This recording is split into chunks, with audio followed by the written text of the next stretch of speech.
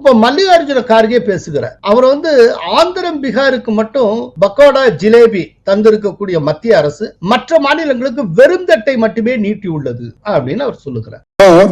सबके थाली खाली और दो के थाली में पकोड़ा और जिलेबी. காங்கிரஸ் ஆட்சி காலத்தில் அனைத்து மாநிலங்களின் பெயர்களையும் குறிப்பிட்டு தாக்கல் செய்த ஒரு பட்ஜெட்டை உங்களால் காட்ட முடியுமா? இதை ஒரு சவாலாகவே நான் கேட்கிறேன் என்று நிர்மலா சீதாராமன் கூறியிருக்கிறார். I would challenge the Congress party for all the budget speeches that they've delivered. Have they named every state of this country? This is an outrageous allegation. மகாராஷ்டிரத்தின் பெயரை ஸ்பெசிபிக்கா நாங்க பட்ஜெட்ல சொல்லல.